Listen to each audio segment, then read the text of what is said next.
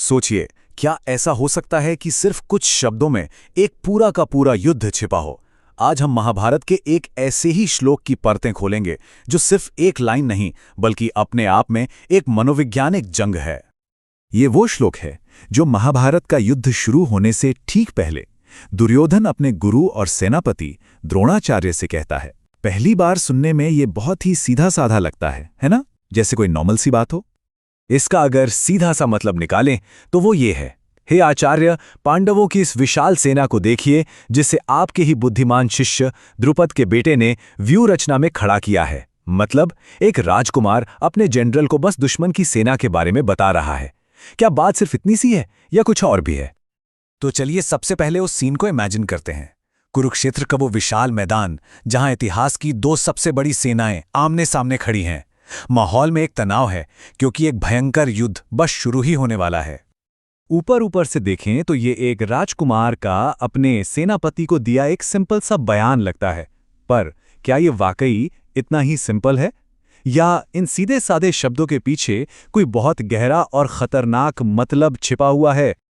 अच्छा, इस बात की गहराई तक जाने के लिए हमें इन दो किरदारों को समझना होगा, बोलने वाला यानी दुर्योधन और सुनने वाला यानी गुरु द्रोण, और सबसे जरूरी उनके बीच का रिश्ता। एक तरफ है दुर्योधन जो किसी भी कीमत पर यह युद्ध जीतना चाहता है, उसका सिर्फ एक ही मकसद है, पूरी जीत।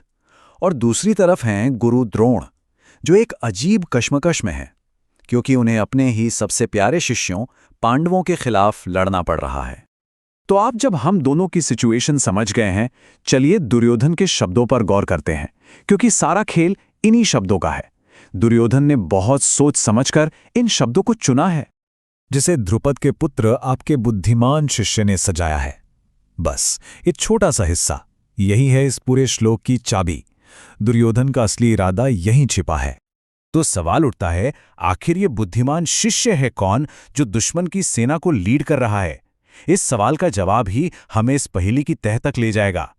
तो ये है धृष्टद्युम्न, पांडवों के सेना का कमांडर, एक जबरदस्त योद्धा, और हाँ, वो गुरु द्रोण का स्टूडेंट भी रह चुका है। यहां तक तो सब ठीक लगता है ना? लेकिन असली कहानी शुरू होती है उसके पिता से। ये द्रुपद कौन है? क्योंकि सारा राज इसी रिश्ते में छुपा है। यही कनेक्शन इस श्लोक के असली मतलब का ताला खोलेगा। और यहीं पर खुलती है रिश्तों की एक बहुत ही उलझी हुई और कड़वी कहानी। देखिए, द्रोण कौरवों के जनरल हैं, उनका सामना हो रहा है धृष्टद्युम्न से जो पांडवों का कमांडर है और द्रोण का ही शिष्य। लेकिन सबसे बड़ी बात यह है कि धृष्टद्युम्न द्रोण के जानी दुश्मन राजा द्रुपद का बेटा है। और तो और भविष्यवाणी ये भी है कि धृष्टद्युम्न ही द्रोण की मौत का कारण बनेगा।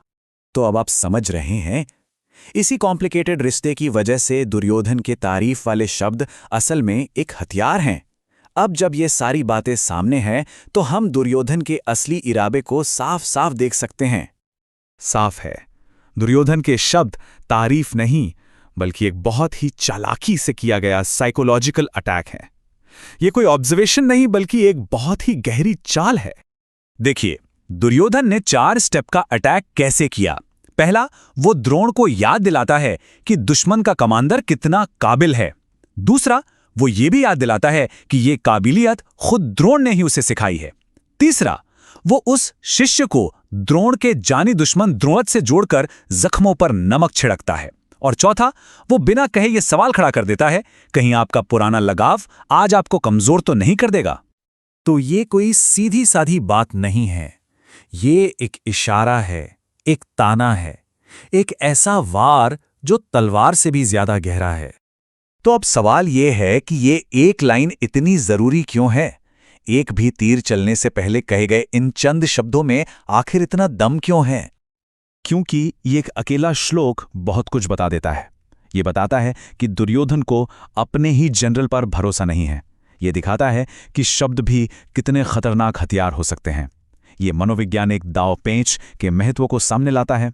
और सबसे बड़ी बात, ये साबित करता है कि वफादारी और शक की जो अंदरूनी लड़ाइयां होती हैं वो मैदान की लड़ाइयों से कम नहीं होती। और आखिर में ये हमें एक बहुत बड़े सवाल के साथ छोड़ जाता है कि क्या असल लड़ाइयां तलवारों से लड़ी जाती हैं या फिर शब्दों से?